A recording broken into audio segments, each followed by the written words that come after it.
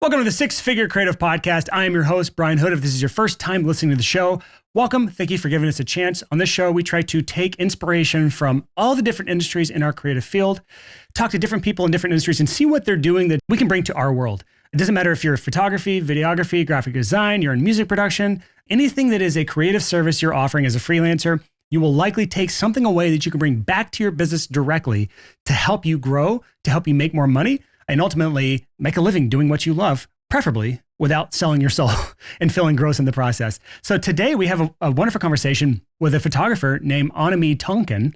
She is doing something really interesting in the photography space where she is earning recurring revenue. And we've talked about this in the past with Mark Eckert, where he had recurring revenue in his music production business.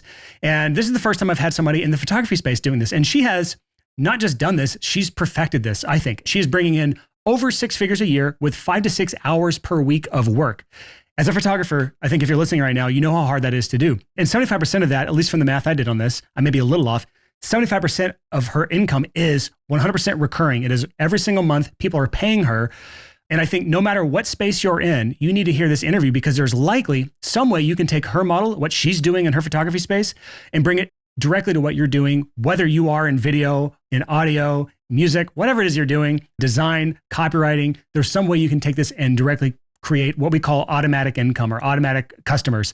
I recommend a book called Automatic Customers. You'll hear more about that in here as well. But so many freelancers make this mistake of not thinking through their business model from a way that is sustainable. So we talk about the business model behind being a freelancer in this interview. We talk about how recurring revenue can help the business model.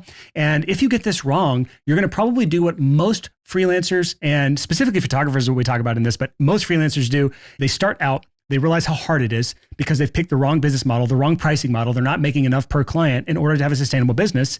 And so what they do is they start out, they burn out, they give up, and they move on. This is kind of the story of so many freelancers. And the entire point of the show is to keep that from ever happening in the first place. And so for those of you who are struggling to find clients because you're not marketers, you're not somebody who is wanting to sell themselves constantly, this model is wonderful for you because once you find a client and they start paying you monthly, your revenue is at a certain point where you no longer have to search for clients because they're automatically clients every single month. And I don't think I have to really talk about this much more because who doesn't want recurring revenue as a freelancer every single month into their bank account, having consistency, having predictability, not having those big peaks and valleys that most freelancers experience. So without further delay on this, here's my conversation with Annemie Tonken. Annemie, thank you so much for coming on the show. Thank you, Brian. It's a pleasure to be here. This is a fun one. It's a little outside my standard comfort zone. Before we get into this, can you just tell our audience what exactly do you do and who do you do it for? I think that's a good place to start with you. Yeah, sure. Well, which of my many hats should I put on for this intro? I am a family photographer based in Chapel Hill, North Carolina. I have been doing that since 2010, so long time now, and got into the education and podcasting space coming up on 3 years ago because I run my business a little bit differently or a lot differently than a lot of other photographers and was starting to get a lot of questions from other photographers like, hey, you sure do seem to be making the business part of things easier. And so, yeah, I realized that that was a big need in my creative space. And so I have been helping other photographers with the business side of their businesses since 2020. Yeah, you and I have that in common as well. It's like we do the thing, we perfect the thing, and then people start coming to us asking how we do the thing, and then we start talking to other people about it, and we launch podcasts. So it's a wonderful thing to do for anyone else listening. It's way harder than she just made it sound. But it is a thing you can do. It is hard. I want to hone in on the photography side of things because that was the area I saw some interesting stuff in your business. And we actually found you on another podcast, a photography podcast, actually. And I wanted to bring you on the show because you're doing something different from anyone else that I've talked to as far as photographers on this show. And the difference between you and the other photographers I've talked to is you are the only one I've talked to that doesn't work either in the wedding photography space predominantly, nor do you work in the corporate space. You were working with just normal families, right? Like that's the type of clients you work with is just families doing photography for like the shots you see when people are on like holiday cards or like, is that the thing you're doing and the type of people you're working with? Yep, exactly. So I would love to think that I take more than just holiday photos, though that is something that people always want. So I started out in 2010 offering, I did the same thing that a lot of photographers do, which is like, sure, have camera will work. Like, you want me to photograph your wedding or your family or like your car? Sure, I'm there. So I primarily launched with families and weddings as my main offerings. And those went well enough that a handful of years in, 4 or 5 years into my business, I kind of had to pick who do I really want to serve because I couldn't serve everybody. And portraits was the right answer for all kinds of reasons. Not only did it sort of accommodate my schedule, I've got 2 kids. Saturdays were prime real estate in my life, and so I didn't want to give them all up. But also, I think that there's this common misconception that because wedding photographers charge a lot of money for that one day, that they probably make more money, and a lot of them do.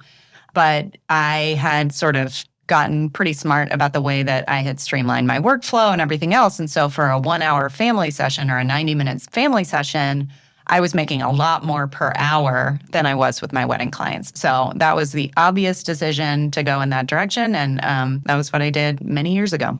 So can you give me like an idea of someone comes to you, what does it look like from there? I'm just trying to kind of like, because I am not in the photography space.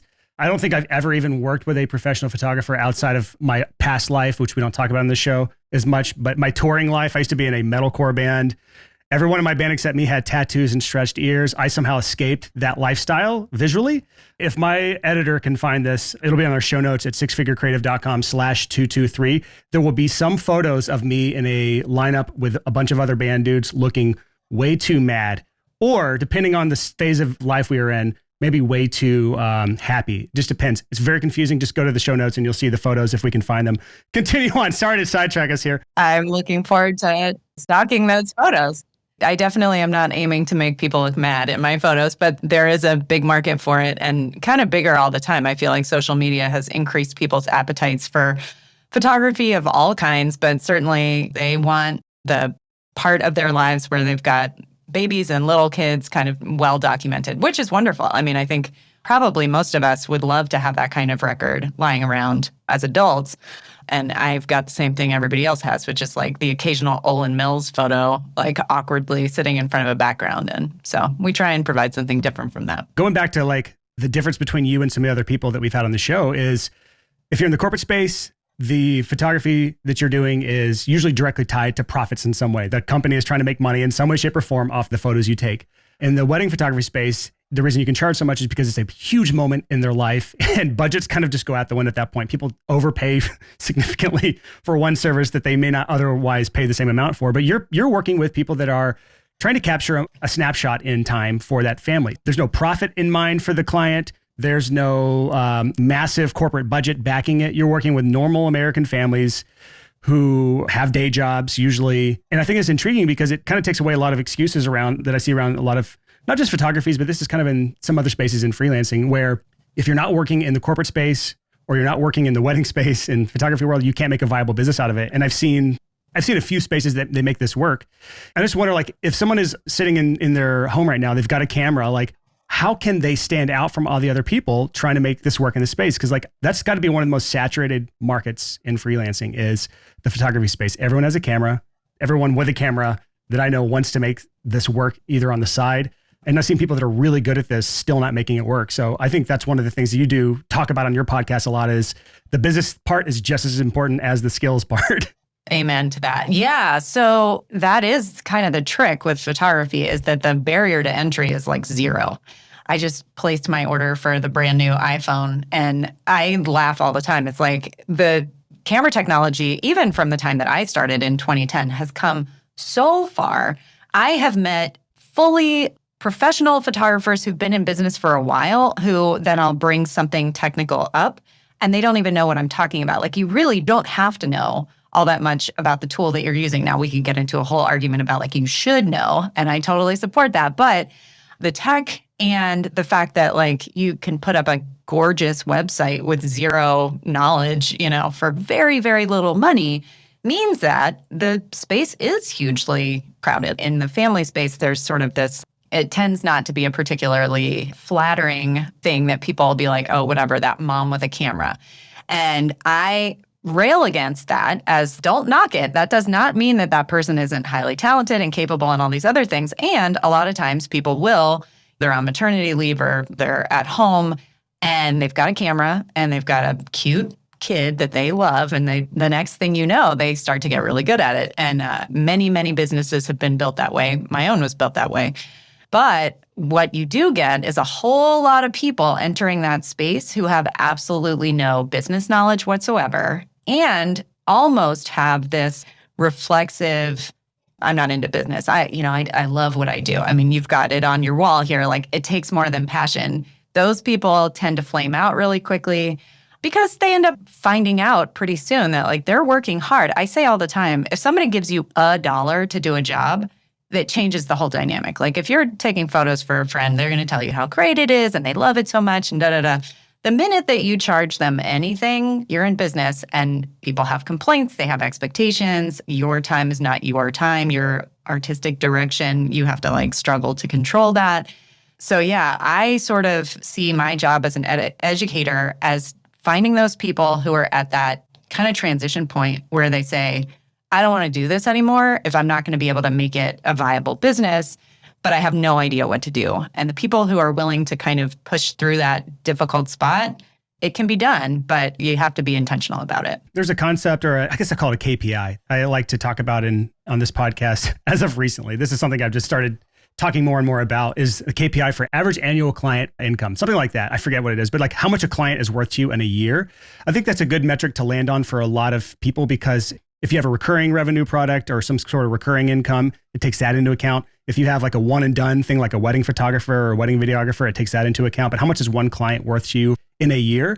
In your space, what are you typically seeing? Maybe in your own business, for example, like what is a client worth to you in a year? Because that can really dictate how hard or easy a business is to pull off. Because I think the mom with the camera, like you said, they're charging a couple $100 and that's all they're making for a client for that time. And maybe they'll come back to them another time in that year and maybe you'll make it $400. But a $200 to $400 annual client value business is very difficult if you just run pure numbers on how many clients you need to take, how much management that is, how many leads you need to turn into clients. Like, there's a whole slew of problems that come up when you have an average annual client value that is that low.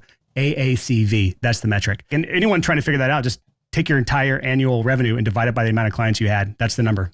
Yeah. So I know mine really clearly sits right at $1,800. And it has for a long time because the way that I built my business, thankfully, I thank my former self for this, was that when I first got into business and I was still working full-time in my old career, and I got together with somebody who was doing some business coaching with me, and they had me right off the bat run my numbers. And I knew that I wanted to try and leave my career.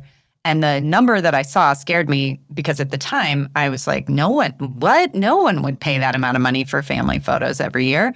But the numbers are the numbers. And I was like, well, I guess if I'm going to leave my job, I need to try and market myself at this level. And because I did that in the beginning, I have not had the problem that a lot of photographers have, which is having to, like what you say, go from 200 to 400 and the 400 to 800. In every single iteration, you lose 3/4 of your business and all the referrals that go with that. So by starting high, I had kind of a slower start. But then once I filled up my funnel, so to speak, that has just been able to kind of self-perpetuate. And because I've continued to streamline the way that I run my business and gotten faster at what I do, which I think is true in just about any creative field where you're taking commissions for stuff. In the beginning, it's a much slower rock to push up the hill. And so as I've systematized, I've been able to take on more work, or in the last few years, diversify my income in a way that takes the burden off of that. So I did the math on this, and that means if your average annual client value is $1,800, you only need 56 clients to break six figures. If that sounds like a lot, that's only about 4 to 5 clients per month. So that's very, very doable, 4 to 5 clients a month as a photographer. And I see similar numbers in my space in music production where that's around the client value. I try to strive between 1,500 and 2,000 average annual client value for a healthy music production business. And I see the same in a lot of other industries, with the exception of a few, like in the podcasting space. You tend to have an average annual client value of like 15 to 20 grand if you have a good full service production facility, which is a completely different ballgame. But okay, so $1,800 average annual client value. You have another part of your business that is interesting to me that I think helps with this and helps with stability and predictability and revenue, and something we definitely don't see in the photography space very often, and that's a recurring revenue element. Can you just tell us what is included in your recurring revenue element, or what do we need to know about it to kind of conceptualize what that looks like in your business?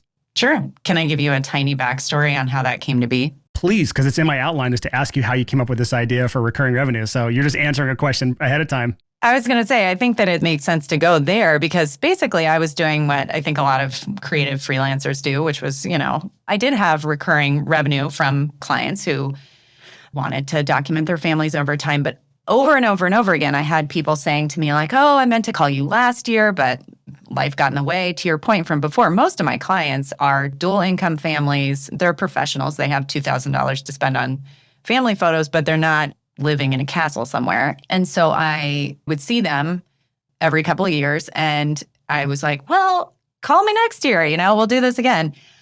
I got divorced in 2017. And then in 2018, I had this ankle injury that was like an old ankle injury that was causing me more and more trouble. So I had finally seen a couple of physicians and, they were recommending that I had this like minor surgical procedure to clean up my ankle. They were like, it's going to make it a lot more comfortable for you. So I scheduled that in December, which is once I've gotten all my holiday cards sent out the door, things slowed down for me for a couple of months. And so I scheduled for December. I go in, I have my surgery. And while I'm asleep, apparently they get in there and they're like, oh man, your ankle's a hot mess. And they ended up doing essentially like reconstruction surgery on my ankle. So I wake up and they're like, so we told you it was going to be a 2-week recovery period. Just kidding. You're going to be on crutches for 3 months. And I was like, what? So single parent, no way to do my job without being able to walk around, which intellectually, I knew that I was like a broken finger away from really impacting my livelihood. But to have that kind of thrust on me in a really very literal way was terrifying, to be perfectly frank. So I went for 3 months with zero income. During that time, once my head came out of the post-surgical fog, I was like wheels turning, like, how can I make this business work? How can I promise my kids that like there's going to be food on the table and mortgage paid if I have a business where that's not guaranteed? So I was like kind of going around about this. And then one day the mail came and I have a subscription to an HVAC filter thing because I would always forget to replace my filters in my house. So I have the subscription model where they just send them to me every 3 months because like, perfect. I don't have to go to Home Depot to pick that up. And it arrived and I was like, yeah, this is awesome because, this wasn't like a particularly aspirational thing, but like I need it and I don't have to think about it. And that kind of crisscrossed paths in my head with this thing that my clients would say all the time, which was like, oh, we totally missed it when Billy's 2 front teeth were missing last year or whatever. We wish we had called you.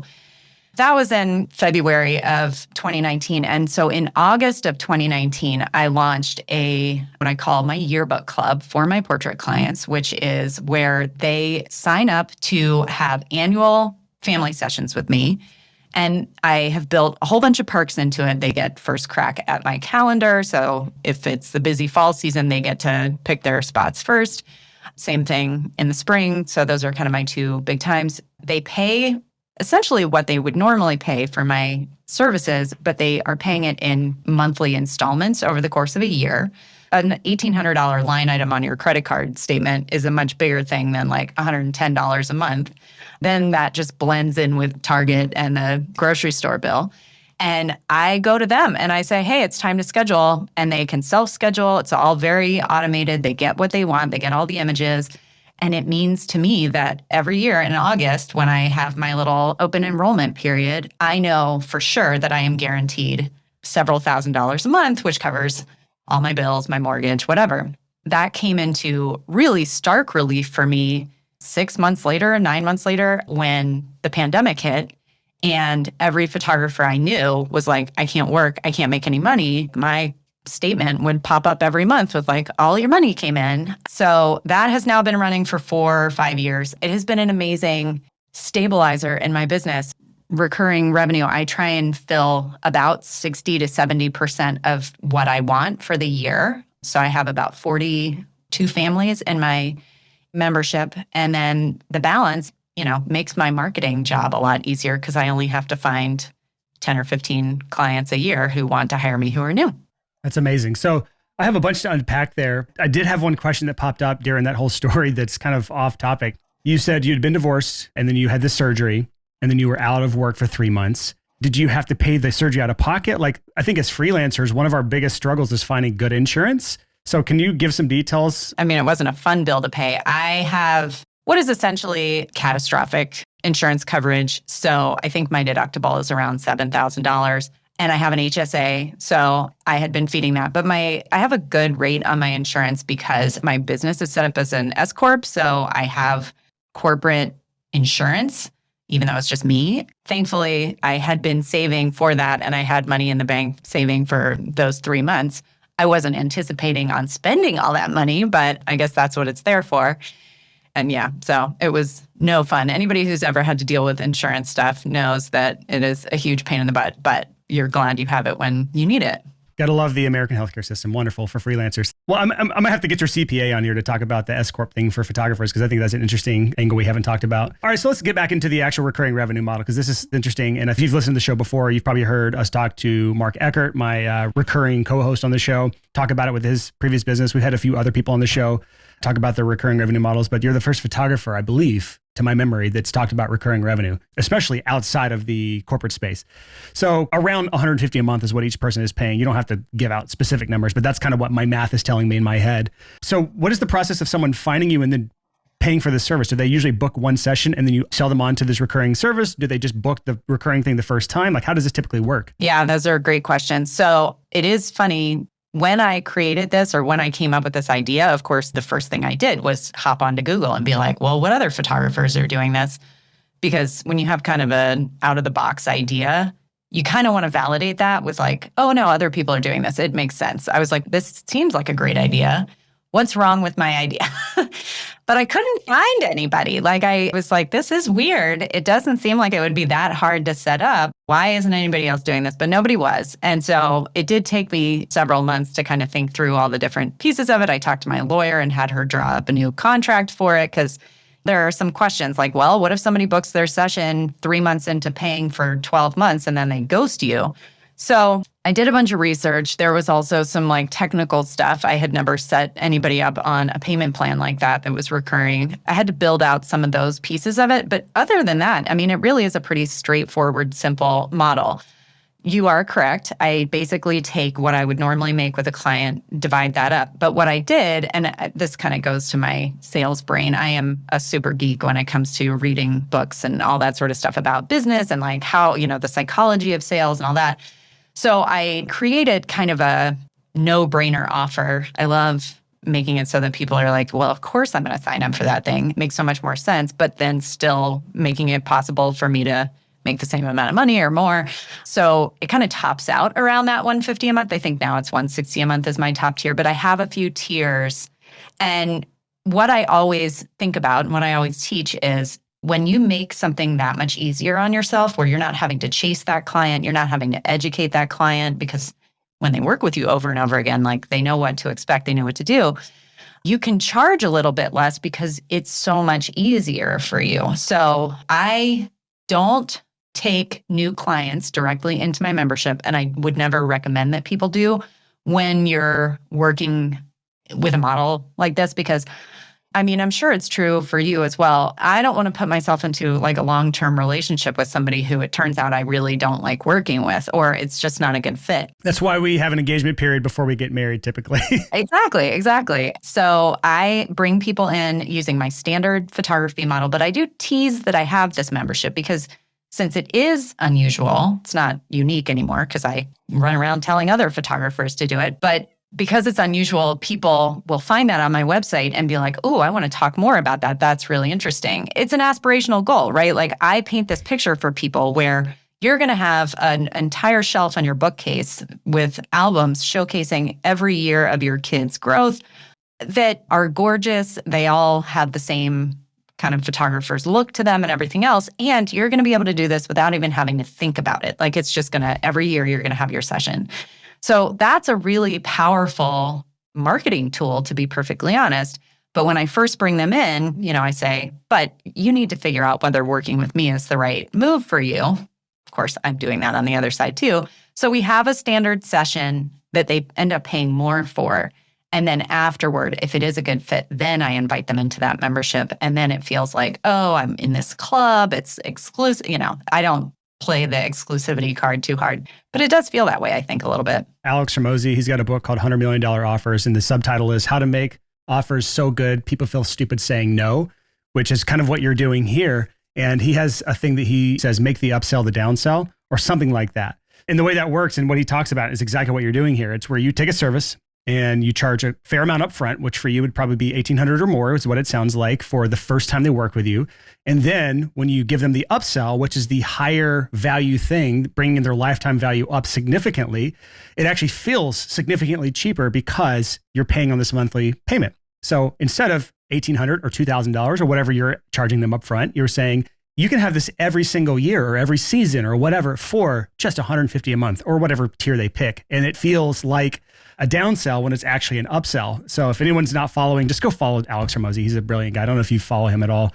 He's got a lot of great stuff to talk about sales and pricing and psychology around that, which you seem to be well versed in a lot of these things. So if you're not following him, you're probably following a lot of people that he follows himself. I was going to say, I only heard his name from you on your podcast, so his book is in my cart right now. Oh, nice. But yeah, no, that's exactly it. I mean, you think about it, and if I'm just going to make the math easier on myself, if I have a client who normally pays $2,000 every other year, let's say they hire me every other year, in 4 years, that's $4,000. But if they're paying me, even if I discount it, even if I make it $1,500 a year, times 4 years, all of a sudden that is $6,000 in 4 years. So that lifetime customer value is much higher, but I'm breaking it into more manageable pieces. And they are happier with the fact that like $150 a month for most of us, that gets eaten, buried. Like you don't end up really thinking about that. It does not feel like this mountain to climb. And that is one of the things about something like custom photography. When you talk about global recession or pandemic freakout spending or non-spending or whatever, those are the first things on the chopping block. So as a creative in that space, I have to do the work to make it so that it doesn't feel that way for my clients. I have to make it feel manageable, indispensable, the sort of thing that they don't want to get rid of because it's easy enough to say yes. You touched on something in that I think is worth talking about. I mentioned the AACV, average annual client value. I don't think I'm going to get my audience to stick on that because it's such a complicated mouthful. But I mean, that's a good metric to have when you're trying to like calculate on a spreadsheet what a viable business is. It's good theory math, but then you've got to make reality match the theory. But the thing that I think is even more important, especially for long-term businesses, which is what hopefully all of us on this show, and I know you, Annemie, are doing this. We want the long-term business. So in that case, the thing that matters most is what is one client worth to you throughout the life of that customer or client. You can use them interchangeably. I think in the freelancing space, we refer to them as clients. In the products and software space, it's customers, but you'll see customer lifetime value and client lifetime value. That's an incredibly important metric because of what you just said. Yes, 1 year, a client's worth $1,800, great. But if they don't come back to you again for 2 years or 3 years, that hurts your business long-term because that means you might get this client this year, but it's going to be a few years again. The times that they are not here in the year, you're having to go out and search more customers. I'll recommend another book, which I'm sure you've read. If not, you don't need to read it because you're already doing this, Annemie, but this is for our audience here. There's a book called Automatic Customer. And when you have somebody on a recurring subscription, what she's doing here with this, the Yearbook Club, I love that name. With that, it's an automatic customer. She doesn't have to worry about finding another customer. Until that person cancels, they're automatically a customer every single month until they cancel. And it's a wonderful thing. Give me a little glimpse behind the scenes of like what this looks like from a fulfillment standpoint, because I think everyone would love to have 40, 50 clients paying them, $150 a month every month. But then what does fulfillment look like? I think the biggest reason I would be hesitant to this is because it feels like I have to do something every single month, but it doesn't sound like you have to. It's like seasonal or depends on what package. But what does it look like from scheduling to client communication, workload, all those sorts of things whenever they're paying you this $150 a month? The way that works from a fulfillment standpoint is that my calendar opens twice a year for them, once in August and once in January. And I mapped it out that way because I didn't want to commit a year in advance to like, I'm going to be in town this particular weekend. But 6 months worked for me. Like I could plan that far in advance. And I figured that was probably pretty true for my clients as well. So in August, they get a series of emails being like, remember, if you want your session this year to be in the fall or winter, this is when the calendar's open. So it's open just for a week. I think a lot of people, they want zombie subscribers, meaning like they're paying monthly, but not actually utilizing the service. And that's usually the worst way to do this. Like if you want people to stay as a paying customer every single month, make sure they are using whatever they pay for. This is something I've had to learn over the years of like, because I have two software companies, and just knowing that like if people are utilizing what they're paying for, they will not cancel in most cases. It is a really low cancellation rate as long as they are using it. It's the people that don't use it that cancel the most often. So it's important that you are proactively reaching out to them to make this model work so that they're actually using what they're paying for. I just wanted to mention that. And that's part of my sales pitch is like, you are busy, you have a busy life. I am going to make this easy for you. I'm always looking, who is it? Like Staples did the easy button campaign. Like I try and give my people an easy button solution to these problems in their lives. And again, I'm going to come back to like what I sell is a luxury service. Even if I were charging a quarter of what I currently charge, it's still an unnecessary thing that people spend money on. So making it easier for them is better for me, and making the experience more enjoyable and making sure that they get something out of that is like brag worthy. That just brings more business into my business. So I am reaching out to them twice a year and I'm saying, if you're going to schedule for the next 6 months, now is the time to do it. I set up a Calendly account so that they can go in and self-schedule. And I just tell them that as my members, they have access to the best dates. So they get my Saturday mornings because those are often the most sought after times. So for that week, the calendar's open, they're grabbing their spots, and then I just go and make photos of their families on the day that they sign up for. A couple of weeks later, I've got all their edits done, I deliver them, and depending on which subscription they've signed up for, they get some other goodies that go along with that. My top tier people receive an album every year, so that adds to that whole like allure of what they're getting.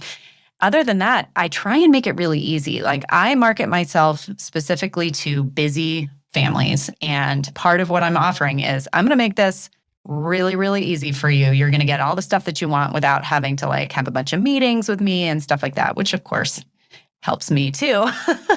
Over the course of the past few years with the Yearbook Club, I have just really dialed in my systems and everything is run with my CRM so that I'm also not having to do a lot of extra work. They get automated emails and stuff reminding them of, our session's coming. Here's the prep guide link so that you can be ready to go. Honestly, it's one of those things where simplicity scales. Like I've tried to make it as easy as possible. And in so doing, it works better for me and it works better for my clients. It sounds to me like workload wise, it's similar to an accountant or somebody doing taxes, where it's like, in most cases, the accountant's most stressful time of year is April, or maybe it's the time leading up to April, the first quarter of the year, basically. Yeah, March, April, as people get all their paperwork in and they're trying to do their taxes, the mad rush in April to get all their stuff done. Is it similar to you where you just have these two big peaks of work 2 times a year, and then the rest of the time it's slower and you're just kind of taking in those extra clients? So like, what does the workload look like? Is it like stacked like that? If so, what are you doing in the off times? Like, give me a rundown of what the workload looks like in this kind of business model. Yeah. So photographers, depending on where they live, the season can be different, but it usually is something of a seasonal business. Wherever you live, the pretty time of year, the temperate time of year, like that's when people want to have sessions done, unless they have something like a new baby or something like that, where it is a little more time specific. So for me, where I live, what I do have a peak in the fall and the spring. So I'm busiest during those times, but then I've got some steady work, whereas it may be more like 6 to 7 clients a month during the peak months. And then the other times of year, it's like 2 to 3 clients a month. It is very manageable. Before I started really getting into the education side of things, I would use those slower seasons to try and do more business with bringing in new clients. And then now my time is all spoken for. But it has that combination of the membership and then also just streamlining my business over the course of the past 5 or 6 years has really made it so that I have a lot of extra time in my photography business life. I was trying to recalculate it recently, and I am doing what I always did in terms of it is a full-time job, it is a full-time income, breaking that 6-figure mark, and I'm working about 5 to 6 hours a week in that business. And that really is just a solo business. Now I have a VA for my education business who also helps me with some of that stuff, messaging and making sure that my Dubsado is working properly and all that. But the vast majority of my business is just me with a couple of, like I have a photo editor and an accountant and that sort of thing. But it's a very low drama business. I love simple business models, and I've been studying more into simple business models, and 6-figure creative is my first attempt at creating a more simple business model. Even my recording studio life back in the day was not necessarily a simple business model. my software companies, software is in most cases much more difficult than most other business models, even though it does have a recurring revenue element in it. And then my Airbnb business, again, once you have it set up right, easy, but not at all easy to get to the point where it is easy to run. So I love the simplicity of what you're doing with that. Just to kind of wrap this conversation up, I know you have the education side of your business, which again, I talk about this on the podcast all the time. When you've done something worth teaching, it makes sense to what I call graduate from freelancing and move into the education space. A lot of people do this. It's a perfectly natural evolution of being an entrepreneur. It's a great business model if you can make it work and you can create something valuable enough to charge for and you're trustworthy enough to deliver on that and can deliver the value that you promise. It can be wonderful from a business model perspective. If you actually want to know more about that, go back to episode 191, where we interviewed Graham Cochran, where he talks about how to turn your knowledge, passion, and expertise into an income stream. Again, this can be a wonderful way to move to the next level once you get past the six-figure mark as freelancing. But let's rewind to before you made the jump into the education space, and now that's where your extra time goes. What were you doing to fill up this recurring revenue model, like bringing in new clients for this? Because I know it's kind of a two-step. It is first, we get into a client that we're working with one time. We're filling each other out. We're building the relationship, seeing if we both are saying, yes, we want to work together long-term. And then you sell them into this program. So what are you doing to generate new clients as a photographer? Is it all word of mouth? Are you doing networking in some cases? Are you running ads? Are you doing anything interesting in that space? Or is it all organic? At the time, it really was pretty organic because I started in 2010 and that was sort of the season of the blogger. Like I had a photo blog for a long time that you could have said the letters SEO to me and I would have been like, whose monogram is that? Like I had no idea that I was building what turned out to be a really robust SEO backbone for my business because photography businesses generally don't last 13 years in a business? Like that's unusual. So Google loves me to this day, even though I stopped blogging for my photo business a long time ago, I'm still getting plenty of just straight up Google traffic. So there's that.